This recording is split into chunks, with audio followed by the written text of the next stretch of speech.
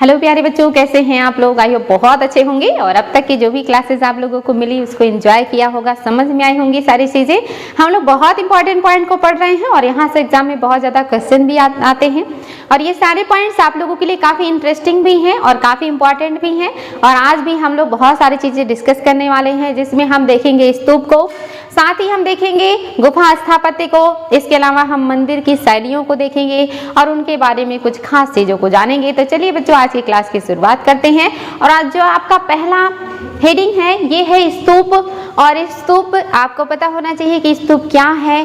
तो आप जानते हैं ये बौद्ध धर्म और जैन धर्म से संबंधित एक समाधि स्थल है, एक स्मारक है जिसको स्तूप कहते हैं। और जो स्तूप होता है ये जैसे कि एक समाधि के रूप में है, यानी कि यहाँ पे महापुरुषों के जो शारीरिक अवशेष होते हैं या उनके द्वारा उपयोग में लाई गई वस्तुएं या कीमती चीज़ों को रख करके बनाई जाती हैं।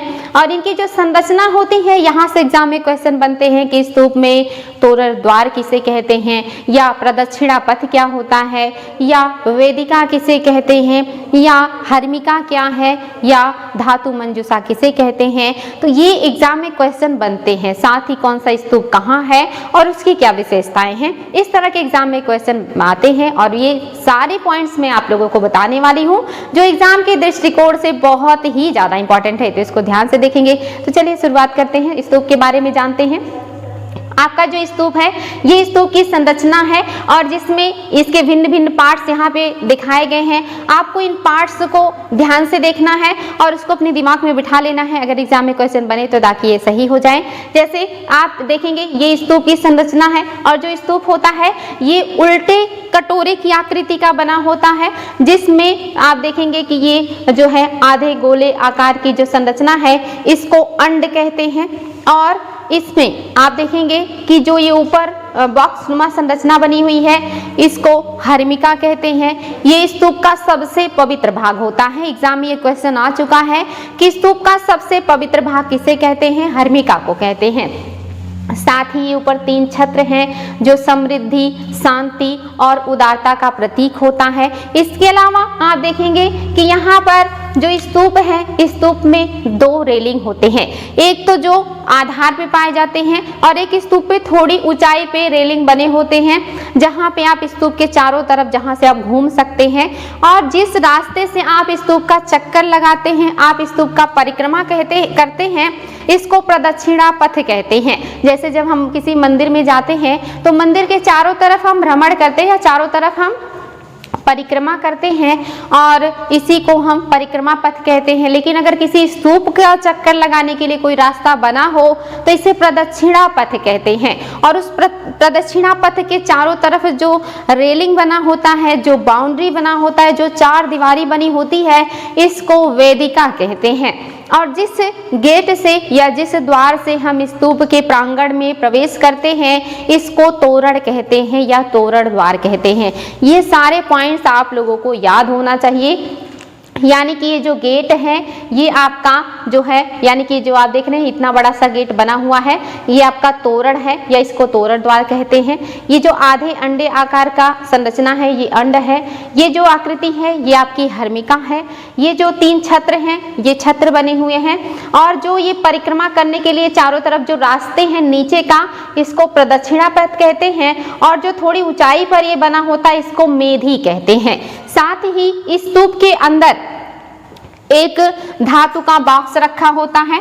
स्तूप के अंदर वाले पार्ट में एक बॉक्स रखा होता है और उस बॉक्स में जिस महापुरुष के लिए ये स्तूप बनाया होता है उसके शरीर का कोई अवशेष, जैसे नाखून, बाल या कोई भी पार्ट या अस्थियां या राख रखा होता है। अगर वो नहीं होता तो उनके द्वारा उपयोग में लाई गई कोई वस्तु या कीमती कोई सामान रख करके धातु मंजूषा को बंद करके अंदर रखा होता है। तो एग्जाम में ये भी आता है कि धातु मंजूषा क्या होता है। तो स्तूप के अंदर जो बॉक्स होता है धातु का, इसी को धातु मंजूषा कहते हैं। ये हैं आपके स्तूप के पार्ट जो कि आपके लिए काफी इंपॉर्टेंट हैं। और जो स्तूप हैं ये 4 प्रकार के होते हैं। ये भी एग्जाम में क्वेश्चन आ चुका है कि कौन से प्रकार का स्तूप की क्या विशेषता है, या उसको कूट में मिलाने के लिए दे देता है और वहां पे आपको मैच करना होता है।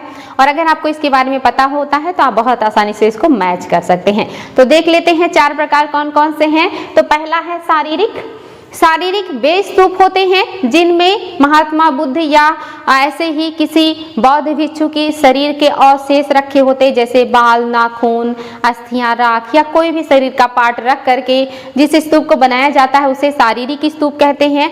दूसरा जो होता है उसे कहते हैं पारभौगिक स्तूप।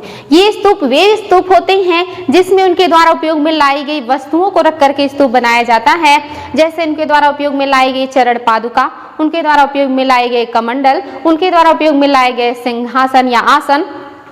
ऐसी चीजों को रख करके अगर स्तूप बनाया जाता है तो इसे पारभौगिक स्तूप कहते हैं। और तीसरा जो है ये है उद्देशिका। उद्देशिका स्तूप उन स्थानों पर बनाया जाता है जो भगवान बुद्ध के जीवन से संबंधित हैं, जैसे उनका जन्म लुम्बिनी में हुआ, उनको ज्ञान की प्राप्ति बोध गया में हुआ, उन्होंने जो पहला प्रवचन दिया वो सारनाथ में दिया, और उनका जो निर्वाण प्राप्त हुआ या मोक्ष की प्राप्ति हुई वो कुशीनगर में हुआ। तो इन सभी स्थानों पर जो स्तूप बनाए जाते हैं ये उद्देशिका स्तूप होते हैं, यानी कि ये इसी उद्देश्य से बनाए जाते हैं कि यहाँ पे भगवान बुद्ध के जीवन की कुछ महत्वपूर्ण घटनाएं जो हैं वो घटित हुई हैं। और लास्ट जो आपका चौथा प्रकार है ये संकल्पित उद्देश्य, संकल्पित या आप देखेंगे पूजार्थक, पूजा के अर्थ के रूप में, यानी कि पूजा करने के लिए, या संकल्पित जैसे कि हम कभी कभी अपने जो है किसी मनोकामना को पूरा करने के लेकर के ऐसी भगवान से प्रार्थना करते हैं कि अगर हमारी ये जो है आप एक्सेप्ट कर लेते हैं या हमारी ये मनोकामना पूरा हो जाएगा तो हम मंदिर बनवाएंगे, या हम मंदिर में इतने का दान करेंगे, या हम गरीबों को दान करेंगे। ऐसा हम संकल्प लेते हैं या ऐसा हम जो है बातें करते हैं मंदिर में जाके, तो वहाँ पे अगर हमारी मनोकामनाएं पूरी हो जाती हैं तो हम ऐसी चीज़ों को करते हैं। ऐसे ही बौद्ध धर्म में अगर कोई व्यक्ति अपनी मनोकामना पूरा होने पर या अपनी इच्छा का जो फल है वो मिलने पर अपनी खुशी से पूजा को ध्यान में रख करके ऐसे पवित्र स्थानों पर स्तूप का निर्माण करवा देते हैं, तो ऐसे स्तूपों को कहा जाता है संकल्पित या पूजार्थक स्तूप। तो ये 4 तरह के स्तूप होते हैं, ये कूट में आ चुके हैं, इंडिविजुअल भी आते हैं। साथ ही स्तूप के जो पार्ट हैं ये भी आप लोगों को पता होना चाहिए। इसके अलावा स्तूप क्या है, एक समाधि स्थल है। तो ये सारे इंपॉर्टेंट हैं। साथ ही हम देखेंगे कुछ महत्वपूर्ण स्तूप जहां से एग्जाम में क्वेश्चन बनते हैं, जिसमें आपका है सांची का स्तूप। ये कहाँ पे है, ये अनगिनत बार एग्जाम में आया है, मध्य प्रदेश में है। किसने बनवाया है, अशोक ने बनवाया है, ये भी बहुत बार एग्जाम में आता है। क्योंकि ये बहुत ही फेमस स्तूप है इसलिए यहाँ से एग्जाम में क्वेश्चन जरूर बनते हैं। ये स्तूप जब बना था तो पहले इसका जो बाउंड्री था ये लकड़ी का बना हुआ था, लेकिन आगे चल करके जो शुंग वंश के शासक है उन्होंने इसके बाउंड्री को पत्थर का बनवा दिया और इसका जो विस्तार है और भी ज़्यादा करवा दिया था। साथ ही यहाँ से 3 स्तूप पाए गए हैं। जो पहला स्तूप है ये मौर्य काल से संबंधित है, और जो दूसरा और तीसरा स्तूप है ये मौर्योत्तर काल से संबंधित है।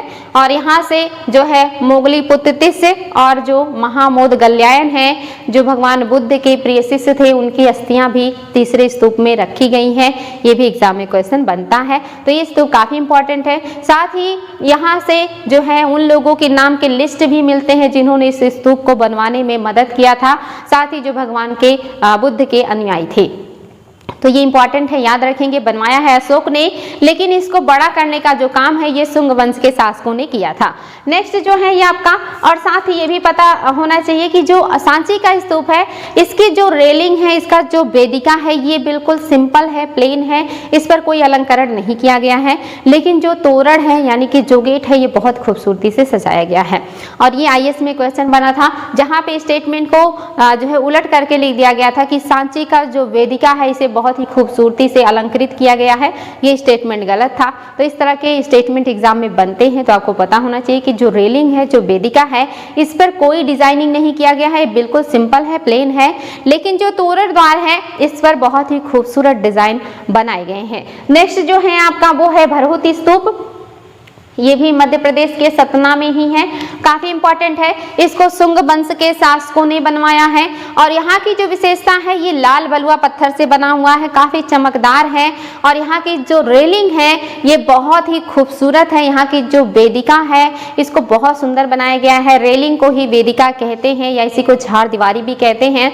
इसके 4 दीवारियों पर पंचतंत्र से संबंधित बहुत सारी कथाओं को उत्कीर्ण किया गया है। साथ ही स्नान करते हुए हाथी जैसे चित्र बनाए गए हैं। ऐसे बहुत ही खूबसूरत मूर्तियों को इसमें जड़ा गया है। तो इसकी ये विशेषता है, याद रखेंगे, लाल बलुआ पत्थर का बना है, मध्य प्रदेश में है, शुंग शासकों ने बनवाया है। और जो वेदिका है ये काफी खूबसूरत है, अलंकृत किया गया है। ये इंपॉर्टेंट पॉइंट्स है आपका भरहुत के बारे में। नेक्स्ट है आपका नागार्जुन कोंडा का स्तूप, ये आंध्र प्रदेश में है और यहाँ पर भी खूबसूरत कलाकृतियां बनाई गई हैं। नागार्जुन कोंडा में आंध्र प्रदेश में है, ये चीज याद रखेंगे। नेक्स्ट जो बहुत इंपॉर्टेंट है ये है अमरावती का स्तूप, सातवाहन शासकों ने बनवाया था इसको और ये भी आपके आंध्र प्रदेश में है। यहाँ की जो खास विशेषता है जो एग्जाम में बनता है वो है कि इसकी जो रेलिंग है और जो बाकी चीजें हैं ये संगमरमर की बनाई गई हैं। और यहाँ पर एक आयक स्तंभ भी है जो धरातल पर लगा नहीं है, हवा में ये टंगा हुआ है लेकिन ये गिरता नहीं है, इसीलिए इसको आयक स्तंभ कहते हैं और लोग इसकी पूजा करते हैं। ये याद रखेंगे कि किसने बनवाया, सातवाहनों ने बनवाया है। कहाँ पे है, आंध्र प्रदेश में है। और अमरावती आप जानते हैं आंध्र प्रदेश की प्रस्तावित राजधानी भी है। साथ ही इस स्तूप में संगमरमर का बड़े पैमाने पर उपयोग किया गया है और इसकी रेलिंगों पर जो है पंचतंत्र की कहानियों का उल्लेख मिलता है। साथ ही साधारण जीवन की जो चित्रकारी है उससे जुड़ी हुई यहाँ पे चित्र भी देखने को मिलते हैं। काफी खूबसूरत है अमरावती का स्तूप। ये सारे पॉइंट्स आप लोगों को याद होना चाहिए। नेक्स्ट है आपका सारनाथ से 3 स्तूप मिले हैं। एक है आपका चौखंडी स्तूप, दूसरा है धर्मराजिका स्तूप, तीसरा है धमेक स्तूप। ये भी एग्जाम में बहुत ज्यादा आते हैं। और एक और स्तूप है आपका बैराट स्तूप, ये मिला है राजस्थान में, तो ये भी पता होना चाहिए, ये राजस्थान का है। अब देख लेते हैं गुफा स्थापत्य। ये सारे स्तूप के पार्ट्स हैं, स्तूप कितने प्रकार के होते हैं और जो महत्वपूर्ण स्तूप हैं वो सारे मैंने आपको बता दिया है। नेक्स्ट है आपका गुफा स्थापत्य। ये जो गुफा स्थापत्य है ये भी ज्यादातर बौद्ध और जैन धर्म से ही संबंधित है, क्योंकि जो बौद्ध भिक्षु होते थे उनके निवास के लिए इस तरह की गुफाओं का निर्माण किया जाता था। बहुत सारी जो गुफाएं हैं ये प्रकृति निर्मित भी होती हैं और बहुत सारी गुफाओं को राजा रानियों के द्वारा, साथ ही जो अन्य अमीर वर्ग हैं जैसे व्यापारी, कृषक और कभी कभी शिल्पकारों के द्वारा भी ऐसी गुफाएं बनवाई जाती थी। तो ये जो गुफाएं हैं ये अपने आप में काफ़ी इम्पोर्टेंट है और ज़्यादातर जो गुफाएं हैं ये दक्कन की पहाड़ियों में बनाए गए हैं, पश्चिमी घाट की पहाड़ियों में बनाए गए हैं, क्योंकि यहाँ के जो चट्टानें हैं ये मुलायम हैं, जिनको काटना काफ़ी आसान था, इसलिए यहाँ पे आप देखेंगे ज़्यादातर गुफाओं का निर्माण किया गया है। साथ ही गुफा बनाने के लिए हमें पर्वत या पहाड़ की ज़रूरत पड़ती है और ज़्यादातर जो पर्वत और पहाड़ियाँ हैं ये आपके दक्षिण में ही पाए जाते हैं। साथ ही ये मुलायम चट्टानें हैं, इसीलिए इनको काटना तराशना काफ़ी इम्पोर्टेंट था और इसीलिए आप देखेंगे ज़्यादातर जो गुफाएं हैं वो आपको दक्षिण में ही देखने को मिलते हैं। तो जो गुफाएं हैं ये बौद्ध भिक्षुओं के विश्राम के लिए और उनके पूजा स्थान के लिए बनाया जाता था। कभी कभी यहाँ पर व्यापारी और अन्य लोग भी रुक करके विश्राम कर लिया करते थे। और ऐसे जो गुफाएं हैं ये महाराष्ट्र के दक्कन में आपको ज़्यादा देखने को मिलेंगी, साथ ही मध्य प्रदेश में भी ये हैं, बिहार में भी है और अन्य राज्यों में भी ये गुफाएं फैली हुई हैं। तो जो महत्वपूर्ण मौर्यकालीन गुफाएं हैं उसमें है बराबर पहाड़ी की गुफा। यहाँ से एग्जाम में कई बार क्वेश्चन आ चुका है। बराबर की पहाड़ी की जो गुफाएं हैं इसको अशोक ने बनवाया था, ये एग्जाम में आ चुका है, अशोक ने बनवाया था। और ये यहाँ पे जो गुफाएं हैं ये 4 गुफा है। एक है आपका विश्व झोपड़ी, एग्जाम में आया था विश्व झोपड़ी। दूसरा है आपका सुदामा गुफा है और आपका तीसरा है जो है लोमस ऋषि गुफा, लोमस ऋषि गुफा है, सुदामा गुफा है, विश्व झोपड़ी गुफा है। ये गुफाएं हैं वहाँ पर। साथ ही यहाँ पर एक और भी गुफा है जो मुझे अभी याद नहीं आ रहा है, उसको भी मैं आगे आप लोगों को बता दूंगी। लोमस ऋषि, विश्व झोपड़ी और सुदामा काफ़ी इंपॉर्टेंट गुफाएं हैं जो कि अशोक ने बनवाया है और ये बराबर की पहाड़ियों को काट करके बनाया गया है। ये नेट में भी एग्जाम में क्वेश्चन में आया था और वहाँ पर ये 3-4 ऑप्शन दिए थे और पूछ रहा था कि इनमें से कौन सा गुफा है जो अशोक ने बराबर की पहाड़ियों में नहीं बनवाया है। तो ये याद रखेंगे। चौथा है कड़ चौपड़, ये भी याद आ गया बच्चों, बहुत इंपॉर्टेंट है। कड़ चौपड़ गुफा, ये 4 गुफाएं हैं, विश्व झोपड़ी, सुदामा, लोमस ऋषि और कड़ चौपड़। मोस्ट इंपॉर्टेंट एग्जाम में बहुत ज़्यादा आता है। बराबर की पहाड़ियों को काट करके अशोक ने ये गुफाएं बनवाई थी बौद्ध भिक्षुओं के लिए। नेक्स्ट जो है आपकी नागार्जुन की गुफाएं। नागार्जुन गुफाएं ये आपके बोधगया बिहार में है और यहाँ से भी क्वेश्चन बनता है ये किसने बनवाया था, तो ये बनवाया था अशोक के पौत्र दशरथ ने। ये भी बहुत ज्यादा एग्जाम में आता है, किसने बनवाया है, अशोक के पौत्र ने बनवाया है जिनका नाम दशरथ है। और इन्होंने जो गुफाएं बनवाई थी ये आजीवकों के लिए बनवाई थी। याद रखेंगे किसको समर्पित है ये, आजीवकों को, जो भी एक संप्रदाय है यानी कि पूजा अर्चना से संबंधित आजीवक संप्रदाय है, इन्हीं के लिए जो है नागार्जुन की पहाड़ियों में अशोक के पौत्र दशरथ ने ये गुफाएं बनवाई थी। ये भी एग्जाम में बहुत बार आ चुका है, तो ये पॉइंट्स भी आप लोगों को याद होना चाहिए। नेक्स्ट है आपका उदयगिरी एवं खंडगिरी की जो गुफाएं हैं ये भी इंपॉर्टेंट है। ये दोनों गुफाएं जो है उड़ीसा में पाई गई हैं। साथ ही उड़ीसा से आप जानते हैं कि जो आपका ये गुफाएं हैं यहीं से मिला है हाथी गुम्फा अभिलेख। हाथी गुम्फा अभिलेख ये भी एग्जाम में आता है। हाथी गुम्फा अभिलेख किसने खुदवाया था, खारवेल ने खुदवाया था। खारवेल, वेरी वेरी इंपॉर्टेंट, ये एग्जाम में बहुत बार आता है कि हाथी गुम्फा अभिलेख किसने लिखवाया, खुदवाया है, खारवेल ने खुदवाया था। और ये जो है जैन धर्म के मानने वाले शासक हैं, ये भी बहुत ज़्यादा इंपॉर्टेंट है। और इसी अभिलेख से पता चलता है कि नंद शासक महापद्मनंद ने कलिंग, जिसको वर्तमान में उड़ीसा कहा जाता है, इस क्षेत्र में एक नहर भी बनवाया था। ये भी एग्जाम में क्वेश्चन आ चुका है कि कलिंग क्षेत्र में कौन सा जो है नंद शासक था जिसने एक नहर खुदवाया था, तो महापद्मनंद ने वहां पर एक नहर बनवाया था। और उस नहर को और बड़ा करने का काम खारवेल ने किया था, जो कि एक जैन धर्म के अनुयायी थे। और इन्होंने हाथी गुम्फा अभिलेख लिखवाया था और बहुत सारे जैन भिक्षुओं के लिए उन्होंने ऐसी गुफाओं का निर्माण करवाया था। ये सारे पॉइंट्स आपके एग्जाम के दृष्टिकोण से मोस्ट इंपॉर्टेंट है, इसको ध्यान देंगे। नेक्स्ट है आपकी गुप्तकालीन गुफाएं। वो कौन कौन सी गुफाएं हैं जो गुप्त काल से संबंधित हैं, खास करके इसमें जो आपकी ये 3 गुफाएं हैं ये गुप्त काल से ज्यादा संबंधित है। जिसमें आपकी उदयगिरी की गुफा है, आप जानते हैं ये उड़ीसा में है। इसके अलावा आप देखेंगे जो आपकी बाघ की गुफा है ये एमपी में है, मध्य प्रदेश में है, बाघ नदी के किनारे है, पास में एक बाघ नामक गांव भी है, इसी वजह से इसका नाम बाघ की गुफाएं है। बौद्ध भिक्षुओं के लिए ये गुफाएं बनवाई थी गुप्त शासकों ने। इसके अलावा अजंता की गुफाएं, अजंता की गुफाएं भी महाराष्ट्र के औरंगाबाद में है और इसको भी गुप्त शासकों ने बनवाया है। ये एग्जाम में बहुत बार आता है कि अजंता की गुफाएं किस शासकों ने बनवाया था, तो ये बहुत आसानी से याद कर सकते हैं। अजंता जिसको कोई नहीं जानता, जो चीजें गुप्त होती है उसे कोई नहीं जानता, तो अजंता की गुफाएं गुप्त शासकों ने बनवाई थी, ये इंपॉर्टेंट है। अजंता की गुफाओं से और कौन से क्वेश्चन आते हैं, क्वेश्चन आता है ये किस धर्म को जो है समर्पित है या किस धर्म के अनुयायियों के लिए बनाया गया है, ये चीज इंपॉर्टेंट है। तो ये सिर्फ बौद्धों के लिए बनाया गया है, एग्जाम में आता है। ये बौद्ध धर्म के अनुयायियों के लिए बनाया गया है, मोस्ट इंपॉर्टेंट है, गुप्तों ने बनाया है, महाराष्ट्र के जो है औरंगाबाद में है। साथ ही इसमें 29 गुफाएं हैं, जिसमें से 5 जो हैं वो चैत्य हैं और बाकी के जो हैं वो विहार हैं। ये भी आपको पता होना चाहिए कि पूरी तरह से ये बौद्ध धर्म को समर्पित है, जिसमें से 5 जो हैं वो आपके चैत्य हैं, बाकी जितने बचते हैं वो सारे विहार हैं। नेक्स्ट है आपका एलोरा की गुफाएं, ये भी बहुत ज़्यादा इंपॉर्टेंट है। हालांकि जो एलोरा और एलिफेंटा है इसको बनाया है जो है राष्ट्रकूट शासकों ने, ये इंपॉर्टेंट है, ये भी एग्जाम में आता है कि इन दोनों गुफाओं को किसने बनाया था, राष्ट्रकूट शासकों ने इन गुफाओं को बनवाया था।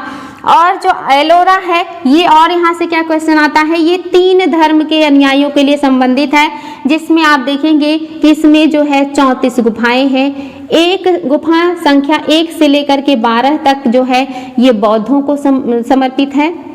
उसके बाद 13 से लेकर के आप देखेंगे जो है 30 तक जो है ये ब्राह्मण या हिंदू धर्म को समर्पित है।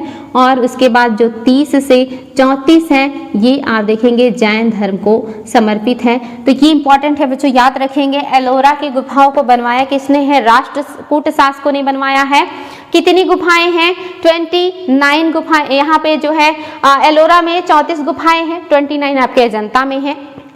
और इन 34 गुफाओं में 1 से लेकर 12 तक बौद्धों को समर्पित है और 13 से लेकर के 30 तक ये हिंदू धर्म को समर्पित है और 30 से लेकर के 34 तक ये जैन धर्म को समर्पित है। ये बहुत इंपॉर्टेंट है, इसको याद रखेंगे। और जो आपका लास्ट है ये है एलिफेंटा की गुफाएं।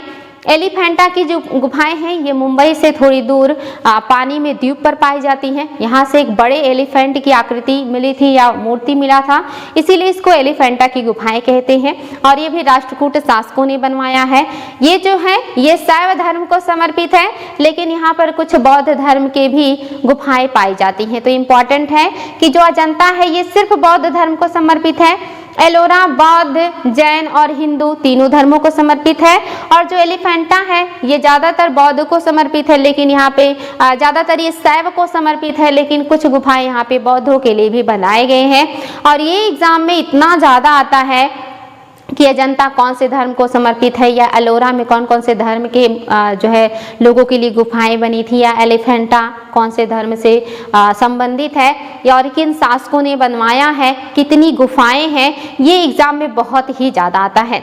साथ ही एलोरा में राष्ट्रकूट शासक कृष्ण प्रथम ने शिव का एक शैलकृत मंदिर भी बनवाया है। ये भी बहुत ज़्यादा एग्जाम में आता है। ये नेट हो या वनडे एग्जाम से सब में आते हैं कि एलोरा का कैलाश मंदिर किसने बनवाया है, राष्ट्रकूट शासक कृष्ण प्रथम ने बनवाया है।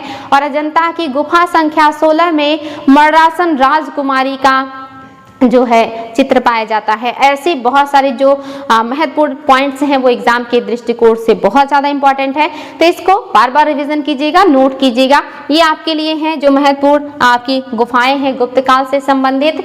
अब हम देख लेते हैं चैत्य गृह क्या होते हैं। अभी मैंने बताया चैत्य और विहार, तो सबसे पहले आप ये जान लीजिए कि चैत्य किसे कहते हैं और विहार क्या है। दोनों में अंतर आपको पता होना चाहिए। हालांकि ये जैन और बौद्ध से संबंधित है, इतना तो सबको पता होता है, लेकिन चैत्य क्या है और विहार क्या है ये क्लियर होना चाहिए, क्योंकि ये IAS में कई बार क्वेश्चन आ चुका है और वनडे एग्जाम के लिए तो इम्पोर्टेंट है ही।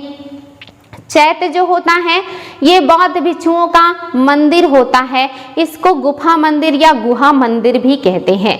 और जो चैत्य होते हैं उसमें स्तूप जरूर होता है एक छोटा सा, यानी कि स्तूप जो होता है वो उनका मंदिर नहीं होता, एक समाधि होता है, स्मारक होता है। लेकिन जो आपके चैत्य होते हैं ये उनका मंदिर होता है जहाँ पे वो पूजा अर्चना करते हैं। लेकिन हर चैत्य में एक स्तूप जरूर होता है।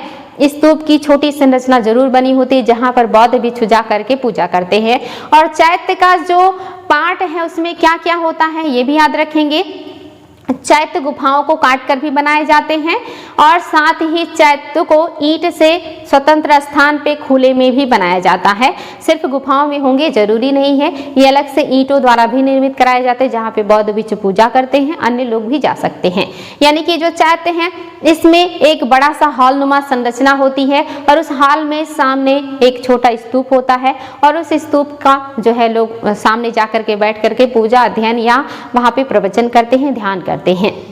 उस हॉल के दोनों साइड से खंभे नुमा संरचना से एक रेलिंग जैसा बनाया जाता है, यानी कि लाइन से बहुत सारे खंभे इस साइड भी होते हैं और लाइन से बहुत सारे खंभे इस साइड भी होते हैं, दाएं साइड भी बाएं साइड भी। और उस खंभे के बाद एक गलियारा होता है जिस गलियारे से जो अन्य लोग हैं वो जा सकते हैं चैत्य में। यानी कि चैत्य में 3 दरवाजे होते हैं। एक दरवाजा जो सीधे हॉल में जाता है जहाँ पे स्तूप होता है, एक दरवाजा जो बगल वाले गलियारे में जाता है और दूसरा दरवाजा भी बगल वाले गलियारे में जाता है।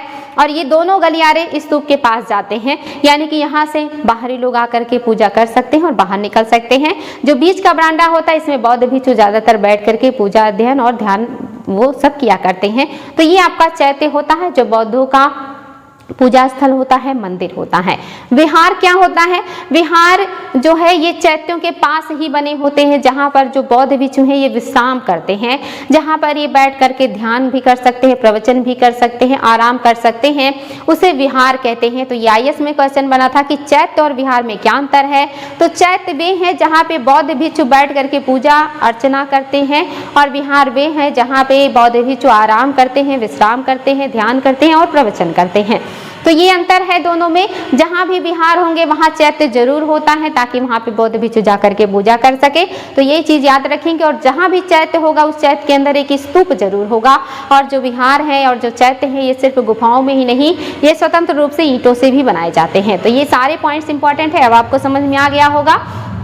वही यहाँ पे दिया है कि चैत्य गृह उनकी संरचना कैसी होगी। छत होगा, वीथिया मीन्स वही बगल के दोनों गलियारे, बगल का जो वो होता है रास्ता, और बीच का हाल, और उसके स्तंभों से ही जो है गलियारे बनाए जाते हैं। तोरण द्वार यानी कि जिससे हम अंदर प्रवेश करते हैं, ये सारी चीजें, और स्तूप, स्तूप जरूर होगा चैत्य में, इंपॉर्टेंट है। ये सारे आपके चैत्य के पार्ट हैं। चैत्य क्या होता है पता चल गया होगा। प्रमुख चैत्य और विहार देख लेते हैं। पहला है आपका भाजा, ये आपका महाराष्ट्र के भोर घाट में है। आपने जियोग्राफी में पढ़ा होगा, भोर घाट, थाल घाट जो है पश्चिमी घाट में महाराष्ट्र में है, और जो आपका पाल घाट है पश्चिमी घाट में केरल में है। तो इसी भोर घाट में ये गुफाएं बनाई गई हैं। भाजा और कारले की जो चैत्य हैं ये बनाए गए हैं, और जो कारले का चैत्य है ये महाचैत्य कहलाता है, यानी कि काफी बड़ा है, ये इंपॉर्टेंट है। ये दोनों गुफाएं महाराष्ट्र के भोर घाट में है, यानी कि ये चैत्य हैं। इसके अलावा अजंता में भी चैत्य और विहार हैं, एलोरा में भी चैत्य और विहार है, मैंने आपको अभी बताया है। तेर चैत्य भी है, और इसके अलावा नासिक, ये भी महाराष्ट्र में है, ये भी चैत्य है। पीतल खोड़ा चैत्य, ये सब भी मोस्टली सब जितने भी आपके हैं सब दक्कन की पहाड़ियों में बनाए गए हैं। महाराष्ट्र के इलाके में ज़्यादातर इसमें के जो चैत्य हैं वो पाए जाते हैं। नेक्स्ट है आपका मंदिर स्थापत्य। अभी हमने विहार को देखा, हमने स्तूप को देखा, साथ ही हमने चैत्य को भी देखा जो कि बौद्ध धर्म से संबंधित है।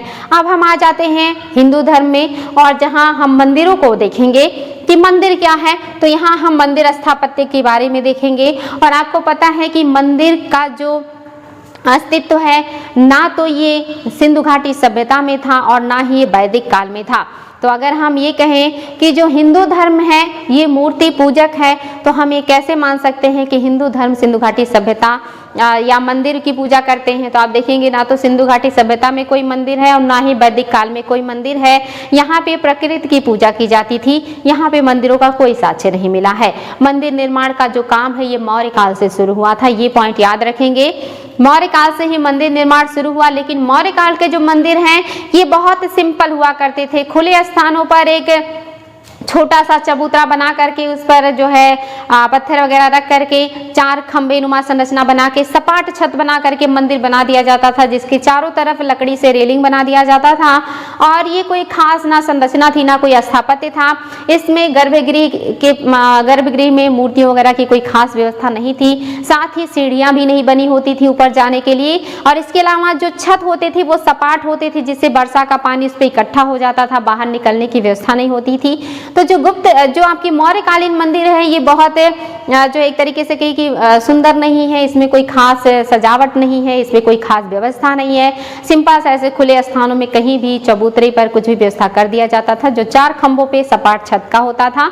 तो कोई खास व्यवस्था यहाँ नहीं है, लेकिन धीरे धीरे करके ये विकसित होना शुरू हो जाता है। और गुप्त काल आते आते मंदिरों का चरमोत्कर्ष आ जाता है, और गुप्त काल में सबसे ज्यादा भव्य मंदिरों का निर्माण किया जाता है, और इसीलिए इसको मंदिर या स्थापत्य काल का स्वर्ण काल कहा जाता है।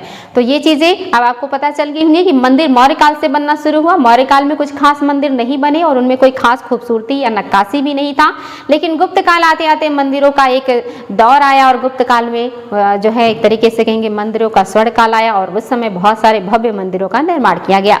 और जो आपके मंदिर हैं, मंदिर में भी तीन तरह के शैलियों का विकास हुआ। जैसे मूर्ति कला में दो तरह की कला है, गांधार और मथुरा, ऐसे ही मंदिर शैली में तीन तरह की शैलियों का विकास हुआ। एक हुआ आपका नागर शैली जो नॉर्थ में यानी कि उत्तरी क्षेत्र में हुआ, दूसरा था आपका बेसर शैली जो कि बीच में था, और तीसरा था आपका द्रविड़ शैली जो कि दक्षिण में था। नागर शैली हिमालय से लेकर के विंध्याचल पर्वत तक फैला हुआ था। विंध्याचल पर्वत से कृष्णा तक के जो इलाके थे यहाँ पे बेसर शैली का विकास हुआ, और जो कृष्णा नदी के बाद कन्याकुमारी तक का जो इलाका था ये द्रविड़ शैली के मंदिरों का था। इस तरह से तीन तरह की शैलियों का विकास आपके पूरे भारत में हुआ, जिसमें से हम देखेंगे मंदिर स्थापत्य में पहले नागर शैली को देख लेते हैं कि नागर शैली में कैसे मंदिर बनते थे जो नॉर्थ में है। तो ये जब मंदिर का एक भव्य रूप बनने लगा था तो मंदिर कैसे बनते थे, ये ऊंचे चबूतरे पर बनाते थे जिसको जगती कहते थे। फिर उस चबूतरे से ऊपर जाने के लिए सीढ़ियां बनी होती थी, और सीढ़ियों से ऊपर जा करके हमें बरांडा मिलता था। बरांडे के ऊपर आप देखेंगे ऐसे गुंबद नुमा संरचना बनी होती है जिसे मंडप कहते हैं, और इस मंडप में लोग जो है पूजा अर्चना, हवन यज्ञ या वहां पर इकट्ठा होकर के आरती और सभाएं किया करते हैं। उसके आगे जब हम बढ़ते हैं तो ये गर्भगृह वाला इलाका होता है। गर्भगृह उसे कहते हैं जहां पर मूर्तियां रखी होती हैं, जिस भी देवी देवता के नाम पे वो मंदिर बना होता है उनकी मूर्तियां बिल्कुल अंदर वाले पार्ट में गर्भगृह में लगी होती हैं और ये मंदिर का सबसे पवित्र भाग होता है। ये भी एग्जाम में क्वेश्चन आ चुका है। इस मंदिर को भव्य दिखाने के लिए या इस गर्भगृह को भव्य दिखाने के लिए या ज्यादा आकर्षक बनाने के लिए इसके ऊपर ऊंचे ऊंचे जो है गुंबदनुमा संरचना की आकृति बनाई जाती है, जिसको शिखर कहते हैं।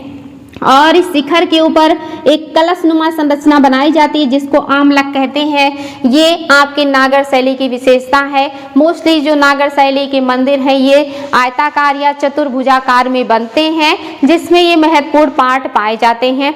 और गुप्त काल में ही इस तरह के मंदिरों का सबसे ज्यादा विकास हुआ और साथ ही इसी काल में आप देखेंगे पंचायतन शैली का भी बड़े पैमाने पे विकास देखने को मिलता है। और आपका पंचायतन शैली आईएएस में भी आया था कि पंचायतन शैली क्या है, तो वहां पे दिया था पंचायतों का एक प्रकार है, और जहां पे बच्चों ने मोस्टली यही कर दिया था कि पंचायतों का एक प्रकार है, ग्राम पंचायत का एक प्रकार है, जो कि गलत था।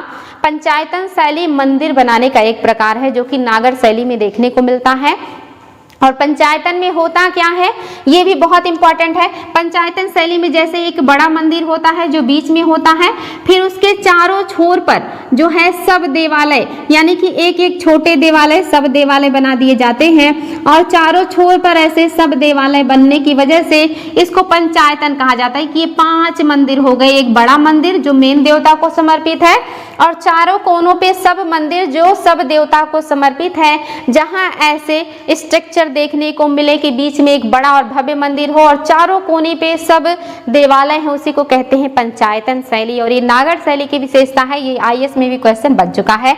तो इसी को उत्तरी शैली, इसी को नागर शैली भी कहते हैं, और ये मंदिर ज्यादातर पंचायतन शैली में आपको देखने को मिलेंगे। नेक्स्ट जो है ये आपका है दक्षिण शैली का मंदिर, या इसी को द्रविड़ मंदिर भी कहते हैं। इसकी विशेषता भी आप देख सकते हैं, इसमें भी जगती होती है, यानी कि ऊंचा चबूतरा होता है, ऊपर जाने के लिए सीढ़ियां होती हैं, साथ ही यहाँ पर भी मंडप होता है जहाँ पे भगवान की शादी कराई जाती है या सभा भवन के रूप में भी उपयोग किया जाता है।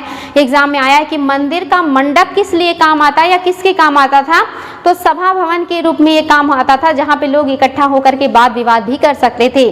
साथ ही यहाँ पे भगवान की शादी भी कराई जाती थी। और मंदिर का सबसे पवित्र भाग जो है वो गर्भगृह है।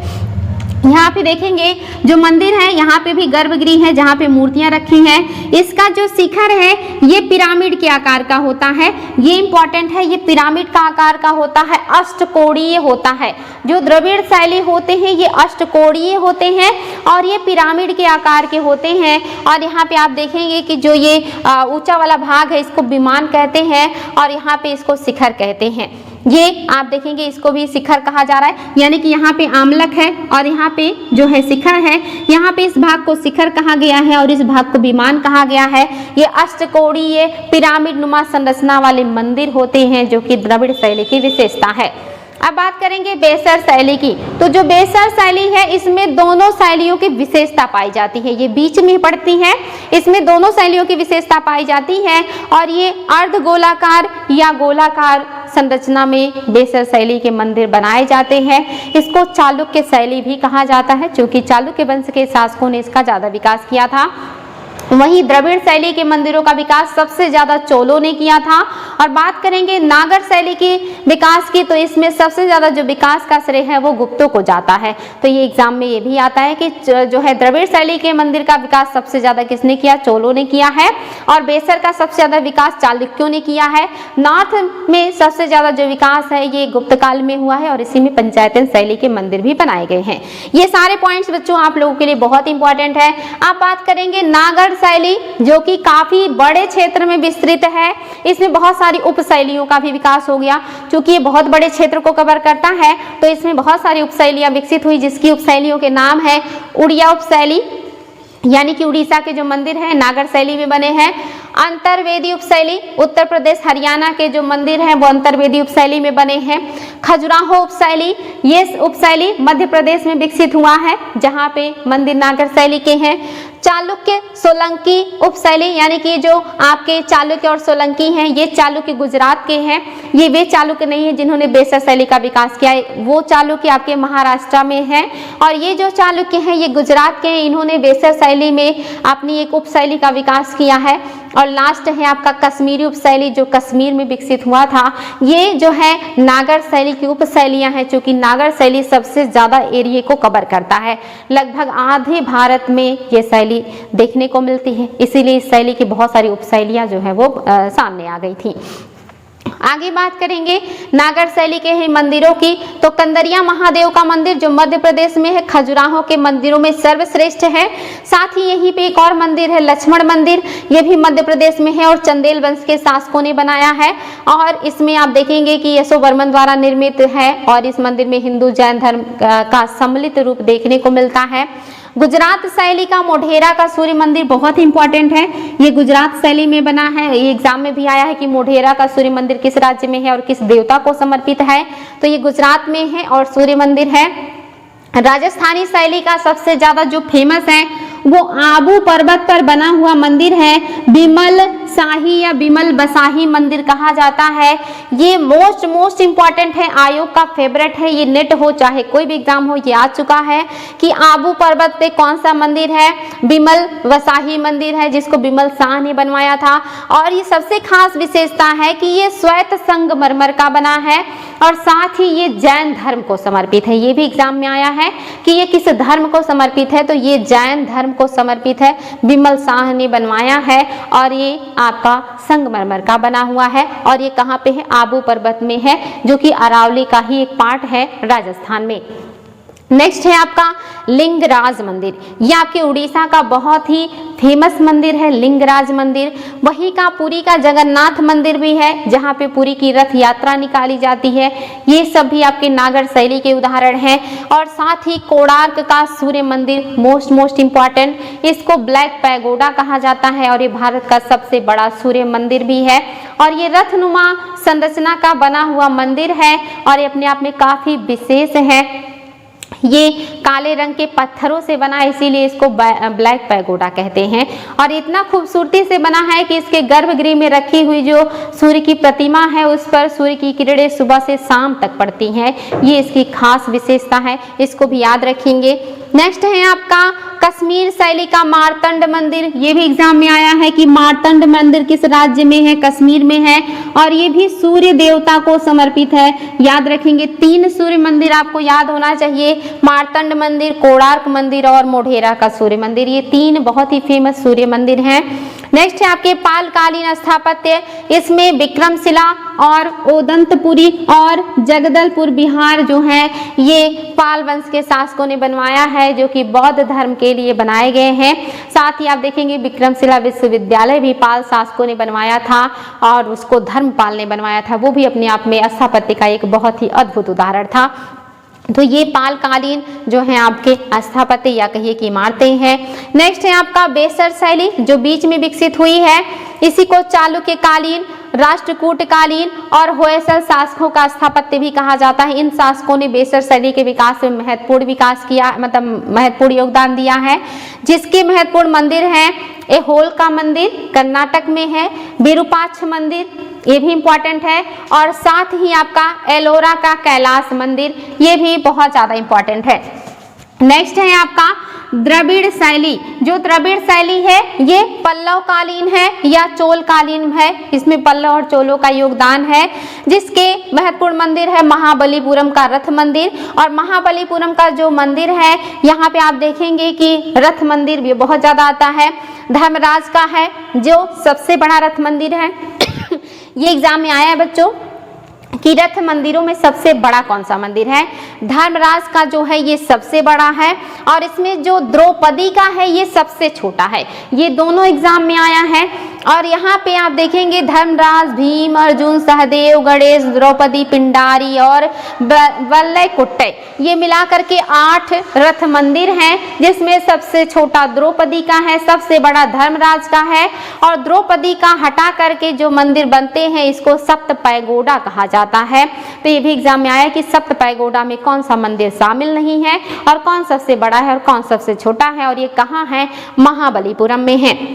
नेक्स्ट है कांचीवरम का कैलाश मंदिर, और लास्ट जो आपका बृहदेश्वर मंदिर काफी इंपॉर्टेंट है, इसको राजराज प्रथम ने बनवाया है। ये एग्जाम में अनगिनत बार आया है, याद रखेंगे, चोल शासक राजराज प्रथम ने बृहदेश्वर का मंदिर बनवाया है। आगे है आपके गुप्तकालीन कुछ मंदिर, जिसमें आप देखेंगे तिगवा का विष्णु मंदिर है, मध्य प्रदेश में है। भूमरा का शिव मंदिर, ये भी मध्य प्रदेश में है। नचना कुठार का शिव मंदिर, ये भी मध्य प्रदेश में है, याद होना चाहिए।